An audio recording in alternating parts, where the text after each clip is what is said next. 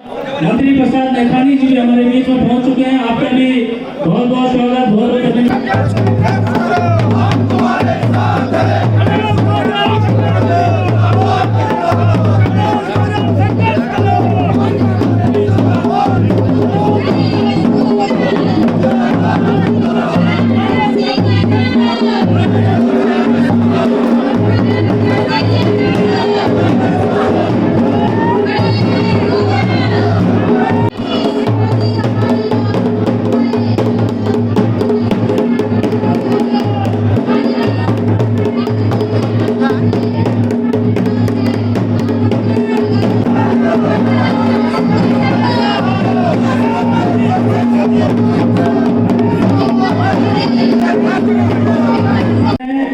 मेरा सभी जनपदों के जिलाध्यक्षों से निवेदन कि कृपया मंच पर बैठने का कष्ट करें।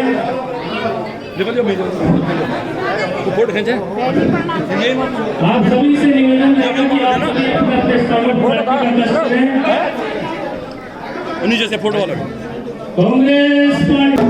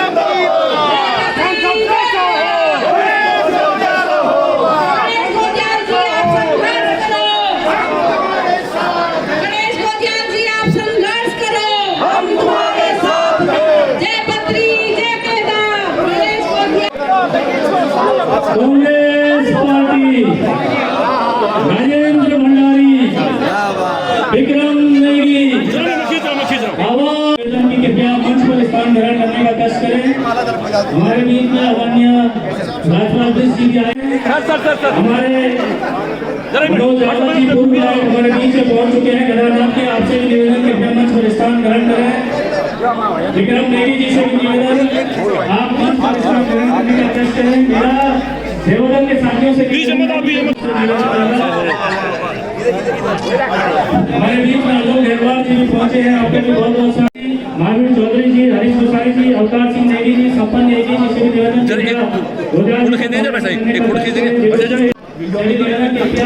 आप भी करने का कष्ट करें। आगे से हट जाओ, आगे से इधर नगर अध्यक्ष से भी निवेदन कृपया हमारे बीच में ब्लॉक कांग्रेस अध्यक्ष चंद्रभानु सिंह बिस्मिल हमारे बीच में पहुंचे हैं। भवानी गायत्री जी आदरणीय प्रमुख हैं कृषि से आप भी हमारे लाल जी से भी निवेदन,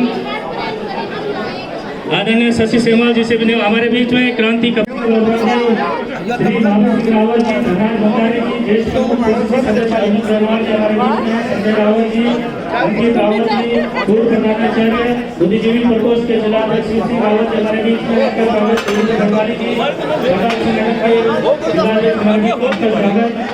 हमारे बीच में आए हैं। ओम दुर्गा जी, पूर्व विधायक नरेंद्र नगर हमारे बीच में, आपका स्वागत। पूर्व प्रत्याशी हमारे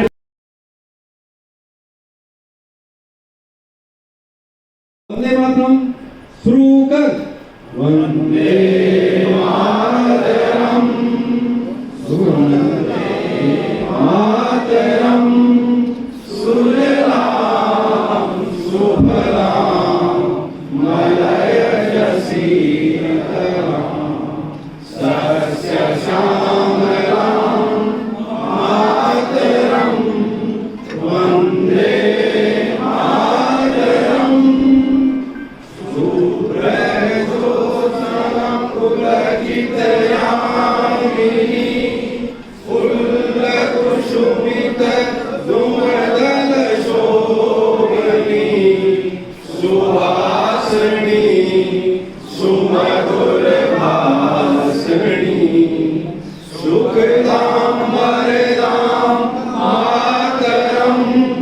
वंदे मातरम वंदे जी हमारे टिहरी जनपद के नरेंद्र नगर से बहुत ही कर्मठ जुझारू आंदोलनकारी जिन्होंने अपने सीने में उत्तराखंड राज्य के निर्माण के लिए गोली खाई, ऐसे हमारे भाई ओम गोपाल रावत जी। युवा कांग्रेस के बहुत ही जुझारू और कर्मठ साथी भाई राजपाल सिंह बेस जी, देवी प्रसाद कुनियाल जी, देवेंद्र छुंकवाण जी, जगदीश चंद्रा जी। पहले पत्नी जाएगी फिर राजू भंडारी जाएगा, ये चलता रहता है। हम नेता हैं और हम नेताओं के खिलाफ ऐसी अफवाहें चलती रहती है, परंतु हम आज आप लोगों को वफादारी से बता देना चाहते हैं, जब तक हम लोग हैं, हम राजनीति में हैं, हम इस कांग्रेस पार्टी का दामन थाम पकड़ के काम करेंगे। और तुम लोगों को भी कराना जवाब देना चाहिए। सोशल मीडिया पे वो लोग हमारे खिलाफ तरह की बातें लिखते रहते हैं और हमारा आदमी नीचे से जो है हल्का से कमेंट्स लिखता है। अरे ईंट का जवाब पत्थर से दो ना, तुम नहीं दे सकते ईंट का जवाब पत्थर से। जो कार्रवाई होगी तो उनके खिलाफ भी होगी, हमारे खिलाफ भी होगी, परंतु इसका मतलब ये थोड़ी कि वो कुछ भी बोलते हैं और तुम्हारे लिए जो है कुछ भी कहने के लिए तुम डर जाएंगे, यार हमारा क्या हो रहा है, हमारा क्या हो रहा है। हम भी तो मोदी जी के खिलाफ बोल रहे हैं, हम भी तो सरकार के खिलाफ बोल रहे हैं, हम भी तो धामी जी के खिलाफ बोल रहे हैं। कौन सा ऐसा दिन है जिस दिन हम खिलाफत नहीं करते, बगावत नहीं करते हैं। हम तो विधानसभा के अंदर भी बगावत करते हैं।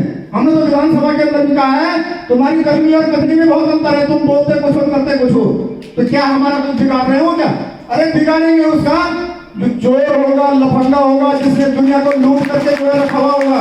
हम लोग 5 साल मंत्री रहे, 1 रुपये का कोई बता दे कि राजेंद्र भंडारी ने हेरा फेरी की है। यो अब ईड जानवर सुल्तान बना बीजेपी में जानवर। तो ये सही बात खबरी बना इन्हीं बात को समर्थन कराने। तो भैया जितने लोग हैं उतनी बात करेंगे लोग, क्यों नहीं करेंगे? क्योंकि हम नेता हैं, हम प्रतिनिधि हैं, हम समाज के अंदर चलते हैं, परंतु कर्म तो हमने करना है ना। क्या करना है क्या नहीं करना है, निर्णय तो हमको करना है।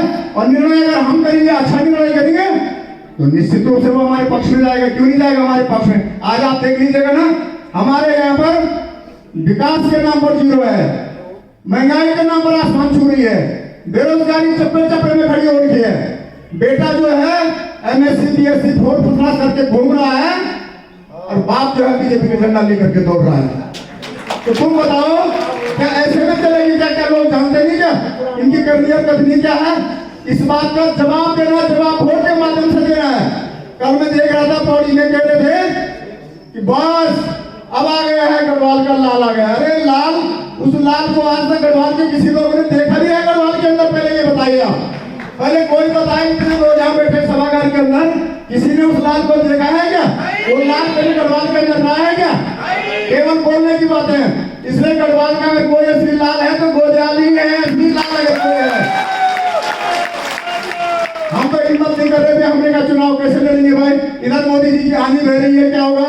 अरे जैसे ही चुनाव टिकट मिला गोदयाली को, वो आंधी ही सब समाप्त हो गई है। पता नहीं कहां से निकल गई आंधी ही समाप्त हो गई। तो हमको वोटों में परिवर्तन करना है, इस आंधी को वोटों में परिवर्तन करना। और क्या करना है?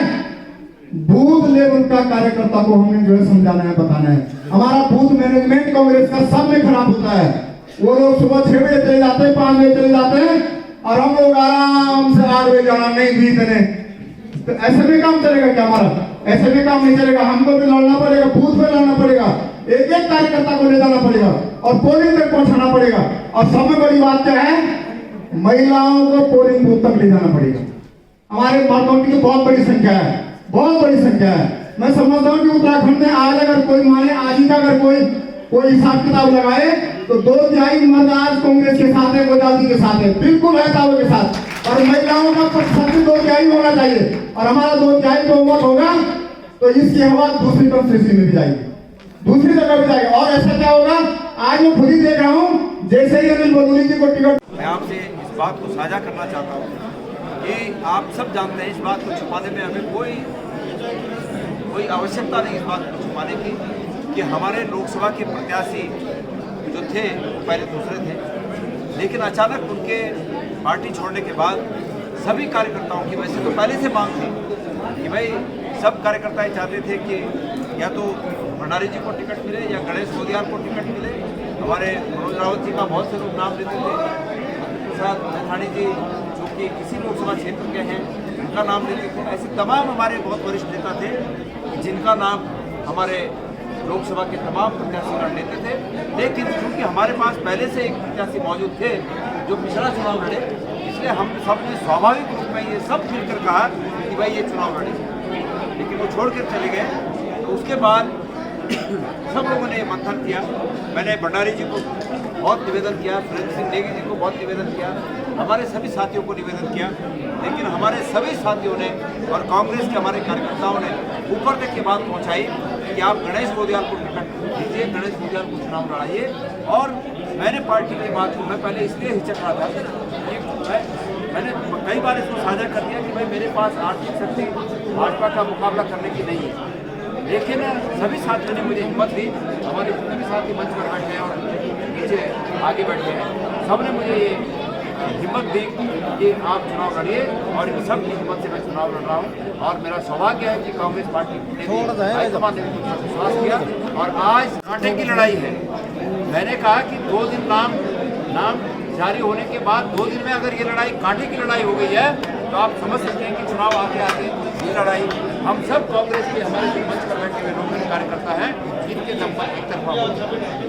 जोधियाल जी, पिछले 2-3 माह से लगातार पार्टी के कई नेता जो बीजेपी में शामिल हुए पार्टी छोड़ रहे हैं, उससे कहीं ना कहीं जो बूथ स्तर तक है संगठन पर भी इसका असर पड़ रहा है, कमजोर संगठन कहीं ना कहीं कमजोर गए। ऐसे में क्या प्लान है, क्योंकि बीजेपी सामने है? देखिए, राज्य में भाजपा की सरकार है और बतेरे लोग, कामकाजी लोग, किसी का क्रेशर है, किसी का ठेकेदारी है, कोई ग्राम प्रधान है, कोई जिला पंचायत सदस्य है, कोई क्षेत्र पंचायत प्रमुख है।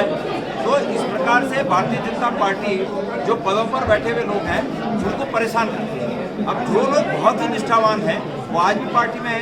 उदाहरण आपके सामने राजेंद्र भंडारी जी हैं, इनकी पत्नी को 2 बार पद से हटा दिया गया, झूठे आरोप लगा दिए गए। अगर माननीय न्यायालय अगर तटस्थ भाव से फैसले नहीं करता तो आज वो पद पे होते क्या? तो इस प्रकार बहुत से लोग टिक जाते हैं, लेकिन बहुत से लोग नहीं टिकते हैं। अधिकांश लोग नहीं टिके हैं, कुछ चंद लोग यहाँ पार्टी छोड़ के निश्चित रूप में गए हैं। लेकिन मुझे लगता है कि वो भी अंदर से कांग्रेस पार्टी के साथ हमदर्दी है, वो मजबूरी हो सकती है। मेरे क्षेत्र में भाई बतेरे लोगों को धन सिंह रावत जी ने किसी को पत्नी के ट्रांसफर का डर, किसी की भाई के ट्रांसफर का डर दिखाकर, किसी को लालच देकर मुझे ठेका देंगे, ऐसे किए हैं। लेकिन आपको बता दूं मैं, जो लोग इस प्रकार से सताए गए लोग हैं और सताने के बाद वहाँ गए हैं, वो आज भी मेरे से संपर्क में रहते हैं कि हम आपके लिए कहीं अड़चन नहीं है और हम आपको जो भी करेंगे मदद ही करेंगे, मेरी और नुकसान भी नहीं करेंगे। इसलिए मेरा ये कहना है कि इससे बहुत फर्क पार्टी को नहीं पड़ता। लेकिन मेरा निवेदन है कांग्रेस जनों से कि वो एकजुट रहें, हमारी बात को हमारी तमाम माताओं तक पहुँचाएँ, हमारी बहनों तक पहुँचाएँ, हमारे बेरोजगार युवा साथियों तक पहुँचाएँ, हमारे तमाम सरकारी कर्मचारी भाइयों तक पहुँचाएँ। और हमारी बात अगर वो सुनेंगे तो निश्चित रूप में वो हमें अपना समर्थन देंगे। पतझड़ की बात बसंत आता है और वो राजनीतिक बसंत कांग्रेस में गढ़वाल सीट पर आने वाला है। इसी बसंत को देखने के लिए एक पतझड़ आप लोग समझ रहे हैं और इस पतझड़ का नतीजा राजनीतिक बसंत होगा। आपके कुछ कार्यकर्ता ये भी कह रहे हैं कि कांग्रेस ने बुरे वक्त में साथ नहीं दिया है, इसलिए कांग्रेस को छोड़ रहे हैं। नहीं, ऐसा कभी नहीं हो सकता कि कांग्रेस ने बुरे वक्त में साथ नहीं दिया। कांग्रेस ने हमेशा हर व्यक्ति का इंडिविजुअल निजी रूप में कोई बात हो सकती है कि कहीं 2 लोगों की आपस में न बनती हो और वो एक दूसरे के काम में आया हो, लेकिन जब भी समाज पर, जब भी कोई कौम पर अगर आपत्ति पड़े तो कांग्रेस पार्टी उसमें आगे रहती है। आज जो हमारे गढ़वाल लोकसभा क्षेत्र पर और उत्तराखंड पर जो सबसे बड़ी आफत है वो क्या है? बेरोजगारी सबसे बड़ी आफत है। और इस बेरोजगारी की आफत को जो उसके खिलाफ संघर्ष कर रहा है वो कौन है? कांग्रेस के लोग हैं। कौन बोल रहा है आज फौज की भर्तियां खत्म हो गई है? कोई बोल रहा है? लेकिन हम लोग बोल रहे हैं क्योंकि ये हमारी कौम पर हमला है, ये हमारी कौम को कमजोर करने का षड्यंत्र है। इसलिए आपसी मेरी किसी से न माने वो अलग बात है, लेकिन जहाँ तक कौम की बात है जहाँ तक समाज की बात है, अगर समाज पर आफत है, समाज पर कोई मुश्किल है, तो उसके लिए हम कांग्रेस के लोग, हमने तो अपनी पार्टियों के लाइन को भी क्रॉस करके समाज का नहीं, जोश भरने की बात नहीं है। कार्यकर्ताओं में गणेश गोजाल जी के टिकट के बाद स्वतः ही जोश आ गया है और सब प्रफुल्लित हैं, खुश हैं कि एक अच्छे कैंडिडेट का चयन हुआ है। इसलिए हमारे कार्यकर्ताओं में बहुत जोश है। मुझे लगता है कि ये जोश ही जो है वो इशारा करता है कि हम गढ़वाल कॉन्स्टिट्यूंसी में निश्चित रूप से विजय हासिल करेंगे। सर, जिस तरीके से भाजपा पहले ही डिक्लेयर कर रही है कि 400 पार इस समय, तो क्या लग रहा है कि भाजपा तो कर्नाटक में भी कह रही थी कि 300 पार करेंगे, विधानसभा में तो हो गई क्या, 300 पार हुए थे क्या? वो बोलती बहुत है, सपने बहुत दिखाती है, पर उन धरातल पर भी तो कुछ होना चाहिए। अगर इनको 400 पार करना है तो एक एक सीट के लिए क्यों गठबंधन कर रही है? 40-45 दलों को क्यों इकट्ठा ले रही है? अगर बीजेपी में इतना दम है तो अकेले चुनाव लड़े ना, पूरा देश के अंदर अकेले चुनाव लड़े, तब हम बोले कि हाँ बीजेपी के अंदर कोई दम है। 40-45 दलों को लेकर के घूर रही है, लोगों को बता रही है। मुझे लगता है कि डरी हुई है और निश्चित रूप से डर इस बात का है कि हार की ओर बीजेपी जा रही है और आने वाली सरकार में इंडिया गठबंधन की सरकार बनेगी, ये निश्चित रूप से बात है। विपक्षी दलों को डराने का एक हथियार ईडी है। विपक्षी दलों को तो ईडी है, तुम्हारा सीबीआई है, तुम्हारा इनकम टैक्स है, ये तो आए दिन है। जो जरा कुछ बोलेगा, जिसने देखा कि ताकतवर है, ये चुनाव लड़ सकता है, ये हमारे खिलाफ कुछ वोटों का बंटवारा कर नहीं, कांग्रेस छोड़ने की बात नहीं है। मुझे लगता है कि ये एक दौर होगा, और धीरे धीरे कांग्रेस का दौर आ रहा है। और ये निश्चित रूप से कि जब हमारे यहाँ 35-34 दल हमारे इकट्ठे हुए हैं, तो बड़ी बड़ी ताकतें हैं हमारे यहाँ। और ऐसा नहीं है कि बीजेपी को मुकाबला नहीं करेंगे, बीजेपी का मुकाबला करेंगे। बीजेपी को मुँह की खानी पड़ेगी और आने वाले लोकसभा के चुनाव में इंडिया गठबंधन की सरकार बनेगी। आपकी भी लगातार चर्चाएं चल रही हैं कि भाजपा में शामिल हो रही है, आपकी पत्नी की भी चर्चाएं चल रही हैं। अब हमारी तो चर्चाएँ चलेंगी, हम नेता हैं। अब हमारे तो कयास लोग आज से नहीं, पिछले 5-6 सालों से तो मुझको यही सुनाई दे रहा है कि बस जाने वाले हैं, आज जाने वाले हैं, कल जाने वाले हैं, अब पत्नी पहले जाने वाली है, फिर मैं बाद में जाने वाला हूँ। अब पत्नी कब जाएंगे ये तो वही लोग जवाब दे सकते हैं। पर हम कांग्रेस के सिपाही और कांग्रेस के लिए काम करेंगे। और उस गांव का अगर चुनाव बहिष्कार है तो दुर्भाग्यपूर्ण है। सरकार की नीतियों के खिलाफ उनका चुनाव बहिष्कार है, क्योंकि उनकी मांगें नहीं मानी जा रही है। उनकी जो मांगें हैं सरकार तत्काल पूरा करे और वो गांव जो है लोगों को वोट दे, क्योंकि एक जन्मसिद्ध अधिकार है, वोट देने का अधिकार है। इसलिए वो तभी वोट देंगी जब सरकार उनकी मांग मानेगी। चुनाव को लेकर देखिए, हम बूथ लेवल तक मैनेजमेंट करना चाहते हैं, बूथ लेवल तक हमारा कार्यकर्ता है। हम चाहते हैं कि बूथ लेवल तक कार्यकर्ता जुड़े और उसके माध्यम से ही ग्राम सभाओं से जो वोट का सिस्टम है, जो वोटिंग है, उसको हम लोग सफल बनाएं। और हमारा बूथ लेवल का कार्यकर्ता आया हुआ है, पूरे गढ़वाल के लोग आए हुए हैं, चुने हुए प्रतिनिधि आए हुए हैं और निश्चित रूप से आने वाले चुनाव बीजेपी को बीजेपी ने अनिल बलूनी के मैदान में उतारा है। हालांकि बहुत ज़्यादा उनका गढ़वाल में प्रभाव नहीं है, लेकिन मोदी और जो कमल पे लोग वोट दे रहे हैं। पिछली बार हमने देखा है विधानसभा चुनाव में राशन पे लोगों ने वोट दिया है, किसान पेंशन पे वोट दिया। क्या इस तरह से लगता है कि देखिए, अब लोगों को पता चल गया है कि ये कैसी राजनीति कर रहे हैं, वोट की राजनीति क्या है इनकी। और अब निश्चित रूप से लोग अब ये 5 किलो राशन पे कोई वोट नहीं पड़ने वाला है। लोग रोजगार के नाम पर वोट देंगे, लोग महंगाई के नाम पर वोट देंगे, लोग भ्रष्टाचार के नाम पर वोट देंगे, लोग अंकिता हत्याकांड के नाम पर वोट देंगे। लोगों को सब मालूम है कि किस तरह की जुल्म यहाँ लोगों के ऊपर ठोके जा रहे हैं। आज तक अंकिता को जो है न्याय नहीं मिला है। वो VIP कौन है जिसकी जो है मांग की जा रही थी, उसके खिलाफ क्या कार्रवाई हुई, तो बीजेपी से जुड़े हुए लोग उसमें सम्मिलित हैं। तो ये सब जनता जानती है और मुझसे समझता है कि निश्चित रूप से इस समय जो वोटिंग होगा वो कांग्रेस के पक्ष में रहती है, बदली होती रहती है। पर कोई अमृत पी करके तो बैठ नहीं गया है कि यहाँ बीजेपी बैठी रहेगी। बीजेपी धोखे में जो है बैठ गई है और निश्चित रूप से अब जो आने वाला समय होगा वो कांग्रेस का होगा, इंडिया गठबंधन का होगा और इंडिया गठबंधन की सरकार बनेगी। राज्य में भी कांग्रेस की सरकार बनेगी। उत्तराखंड में बहुत सारे मुद्दे पिछली बार हावी रहे हैं। मूल निवास का मुद्दा जो है, भंडारी का मुद्दा है, या जो बैकडोर से नियुक्तियाँ हुई हैं, रोजगार का मुद्दा। तमाम लोग देहरादून में धरना प्रदर्शन पे साल से बैठे रहे। बॉबी कुमार एक नाम वहाँ पे उभर जाए युवाओं में। इस तरह भर्ती घोटाले हुए, लेकिन उस पर अभी तक कोई जांच नहीं हुई है। कांग्रेस क्या भरोसा देती है कि सरकार में आएगी? या विधानसभाओं में कैसा कांडवा, कैसी भर्तियाँ हुई, बैकडोर से कैसे लोगों से हज़ारों रुपए वसूल किए गए और तब भर्तियाँ की गई, वो सारी कोर्ट ने निरस्त करी है। ये तो जीता जागता उदाहरण है। अंकिता हत्याकांड आज भी लोगों के जहन में बैठा हुआ है, तो लोग भूले थोड़ी नहीं है। और लोग जब चुनाव आता है तो लोग मौके का इंतजार करते हैं, और मौके का इंतजार आएगा, लोग इनका गिन गिन करके बदला देंगे और बीजेपी के खिलाफ वोटिंग करेंगे। सर, लोग कांग्रेस से लगातार कुछ लोग, बहुत सारे लोग छोड़ के जा रहे, कल ही कुछ क्या लग रहा है कि अभी ये दौर चलता रहेगा? देखिए, विजयपाल भाई मेरे बहुत अच्छे मित्र रहे हैं, दोस्त भी थे, और न जाने किन कारणों से उन्होंने मन बदली किया है। परंतु मैं इतना ज़रूर जानता हूँ कि आने वाला जो दौर रहेगा वो कांग्रेस का ही रहेगा, और कांग्रेस के ही पक्ष में लोग वोट करेंगे। अब चाहे कोई भी नेता जाए, कितने भी लोग चले जाएं, पाला बदली कर दे, परंतु नेताओं के जाने से कोई फर्क नहीं पड़ता। कार्यकर्ताओं का, जो आम लोग हैं उनको नहीं जाना चाहिए, और वो लोग नहीं जा रहे हैं। जो आम कार्यकर्ता है वो तो कोई नहीं जा रहा।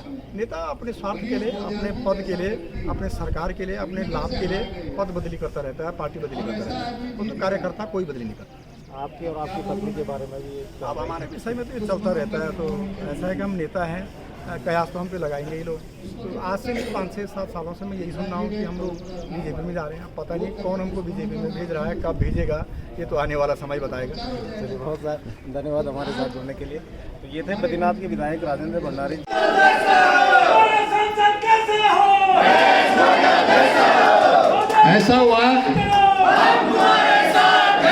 ऐसा हुआ मैं प्रताप इंटर कॉलेज का जीएम था, और भागवत बिष्ट वहाँ के डिग्री कॉलेज के नेता थे।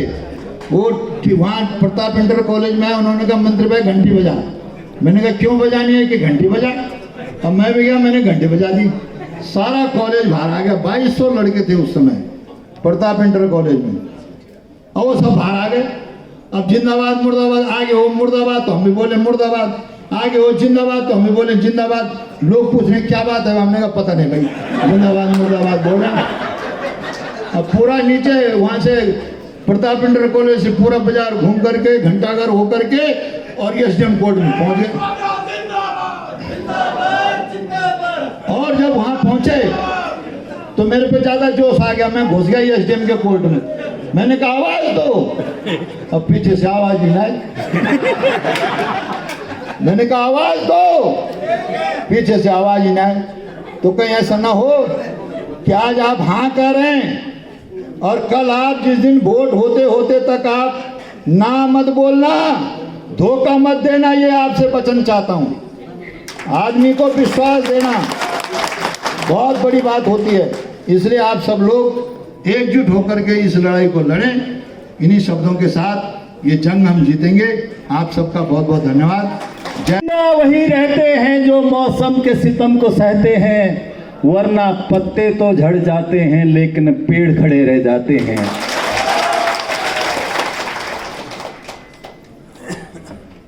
रुद्रप्रयाग आ गई कांग्रेस, आ गई कांग्रेस। गणेश गोदियाल तुम संघर्ष करो, हम तुम्हारे साथ हैं। गढ़वाल का सांसद कैसा हो?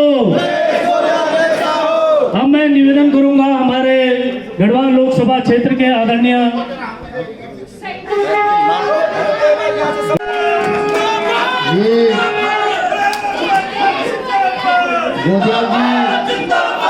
गोदियाल जी आज गोदियाल जी बोल रहे हैं, ये विश्वनाथ जगदीश शिला डोली की चोली है जो पूरे उत्तराखंड घूमती है। आप सब लोग उसका स्वागत करते हैं।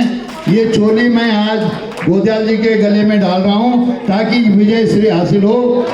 गणेश गोदियाल, गणेश गोदियाल, मल्लिकार्जुन खड़गे, सोनिया गांधी, राहुल गांधी, आवाज दो, आवाज दो, आवाज दो। मातृशक्ति जिंदाबाद, मातृशक्ति जिंदाबाद, गणेश गोदियाल जिंदाबाद। भारत माता की, भारत माता। हमारी देवभूमि के और पूरे विश्व के आराध्य देव भगवान भोले को शीश नवाते हुए, भगवान बद्रीनाथ को शीश नवाते हुए संगठन के तमाम पदाधिकारियों की इस बैठक में, जो कि कांग्रेस कैंडिडेट के रूप में मेरा नाम निश्चित होने के बाद ये पहली संगठन की बैठक है। इस बैठक में हमारे बीच हमारे स्थानीय इस जिले रुद्रप्रयाग जिले के सम्मानित अध्यक्ष और आज की अध्यक्षता कवि जी माउनी के पास है भाई, जिनको अभी हम सब ने सुना, नरेंद्र नगर से पूर्व विधायक और वर्तमान में भी विधायक होते, बहुत कम मार्जिन से, आप भी मेरे जैसे बहुत कम मार्जिन से रहे। तो मैं उम्मीद करता हूँ, भगवान गणनाथ से प्रार्थना करता हूँ कि हम सब लोग दोबारा कभी निश्चित रूप में उस सदन की शोभा फिर बढ़ाएंगे, क्योंकि काबिलियत आपके अंदर है। सम्मानित यहाँ पर हमारे ओम गोपाल भाई रावत जी, इस तरफ अगर मैं देखूं तो हमारे बहुत ही सम्मानित साथी गहरवार जी, आदरणीय, बहुत ही आदरणीय जिंगवाण जी। मैं चाहता था कि आप मंच से 2 शब्द कहें, लेकिन समय की कमी को देखते हुए मैं माफी चाहूंगा। सब साथियों ने कहा कि लोग जाने वाले हैं और इसलिए मैं पुष्पाण बहन को कह रहा था कि 2 शब्द उनसे बुलाइए, लेकिन यही हुआ कि भाई समय की बहुत ज्यादा दिक्कत है। और भाई राजपाल मिश्र जी, हमारे जिलाध्यक्ष टिहरी से, जो कि जिसमें 2 विधानसभा क्षेत्र आते हैं, नरेंद्र नगर और देवप्रयाग, भाई उत्तम असवाल जी। पौड़ी से हमारे जिलाध्यक्ष भाई विनोद नेगी जी। इस तरफ से हमारे बहन कमला रावत जी, साथ में हमारी प्रमुख वहाँ की खिरसू जी, हमारी सम्मानित प्रमुख जी बहन गायत्री जी। भाई जो कि हमारे एक बहुत ही मजबूत साथी के रूप में, कांग्रेस के एक बहुत मजबूत साथी के रूप में पहले से लेकर अब तक, जब जब कांग्रेस को ऐसी आवश्यकता पड़ी कि बहुत विपरीत परिस्थितियों में साथ देने की आवश्यकता है, तो ऐसे में एक नाम जेहन में आता है भाई प्रदीप थपलियाल का, और आप पूंजी हैं पार्टी की, तो आदरणीय भाई प्रदीप थपलियाल जी, आदरणीय चंद्रा जी, महिला कांग्रेस की अध्यक्षा चमोली से बहन उषा रावत जी, और आदरणीय प्रेम बौखंडी जी, वीरेंद्र कंडारी जी, श्री मुयाल जी और अरुणा जी, और सभी आदरणीय हमारे कोटद्वार से, जो कि हमारा संगठनिक जिला है कोटद्वार, भाई विनोद डबराल जी। उसके साथ साथ मैं मंच पर अभी शायद इधर उधर कहीं चले गए होंगे, हमारे बहुत ही आदरणीय साथी यहाँ पर दिखने रहे, इधर उधर कहीं होंगे, और जिन्होंने इस पूरे चुनाव को लड़ाने का जिम्मा अपने हाथ में लिया है। मुझसे वादा किया है कि इस चुनाव को गोदियाल जी, आप तो कैंडिडेट हैं, लेकिन हम सब मिलकर इस चुनाव को लड़ाएंगे, और मेरी सेवाएं उसके लिए हम हमेशा, जब तक आप चाहते हैं, पूरे चुनाव भर हम अपनी सेवाएं देंगे। मेरे बहुत ही आदरणीय साथी, बड़े भाई, पूर्व कैबिनेट मंत्री आदरणीय राजेंद्र भंडारी जी, साथ में नामों की बहुत बड़ी लिस्ट है। मैं इस मौके पर यहाँ के पूर्व अध्यक्ष, इस जिले के पूर्व अध्यक्ष भाई नजर अभी आ नहीं रहे हैं, लेकिन होंगे कहीं, ईश्वर सिंह बिष्ट, यही बैठे हैं, ईश्वर सिंह बिष्ट जी। इसी प्रकार देवप्रयाग से आदरणीय हमारे अनुज प्रताप भंडारी जी, तमाम लोग। मैं नामों की औपचारिकता में अगर जाऊं, श्री कुलदीप कंडारी जी, श्री गणेश तिवारी जी, जो कि सम्मानित जिला पंचायत के सदस्यगण हैं, अवतार नेगी जी, महावीर चौधरी जी, शिव सिंह रावत जी, भूपेश है, हमारी बहुत ही सम्मानित महिला कांग्रेस की जिले की अध्यक्ष बहन शांति भट्ट जी। उनके साथ आपके चरणों में नमन करता हूं कि आपने जो जिद ठानी कि हमें कैंडिडेट गणेश गोदियाल चाहिए, अब तो गत्वा आपकी बात को हाईकमान ने माना, और हाईकमान ने मुझे कहा कि आपको चुनाव लड़ना है। मैं आज आप सबके सामने हूं, कार्यकर्ताओं के सामने हूं, और मेरा ये पहला कर्तव्य बनता है कि मैं आप लोगों से इस बात का खुलासा करूं कि मैंने चुनाव लड़ने से पहले मना क्यों किया। देखिए, गूगल में एक विकिपीडिया आता है, विकिपीडिया, और उस विकिपीडिया में आप किसी को भी गूगल में टाइप करें तो विकिपीडिया बता देता है सरासरी तौर पे कि ये आदमी कौन है। किसी भी आदमी को जो थोड़ा गणमान्य होगा तो उसके बारे में बता देता है। आप अभी अपने अपने गूगल में गणेश गोदियाल टाइप करिए और विकिपीडिया को पढ़िए कि उसमें क्या है।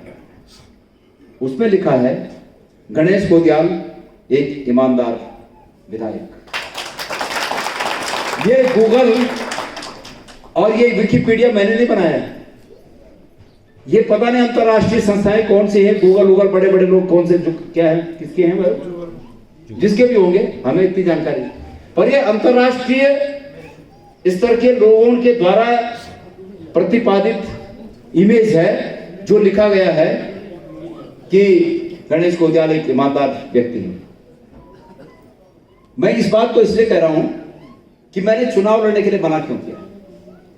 आप इतने लोग हैं यहां पर और फेसबुक के माध्यम से पता नहीं अनगिनत कितने लोग इस चीज को देख रहे होंगे। एक चीज जान लीजिए, आप चुनाव की तैयारी 2 दिन में नहीं होती है।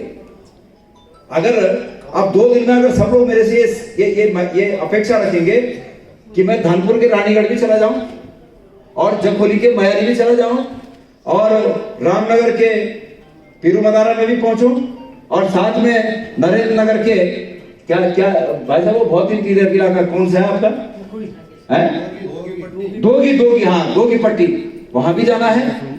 तो ये बहुत गणेश कोदियाल तो थोड़ा समय सिमाने को उड़ जाए विचार, वो विचार हेलीकॉप्टर से यार हेलीकॉप्टर से वापस चल गए।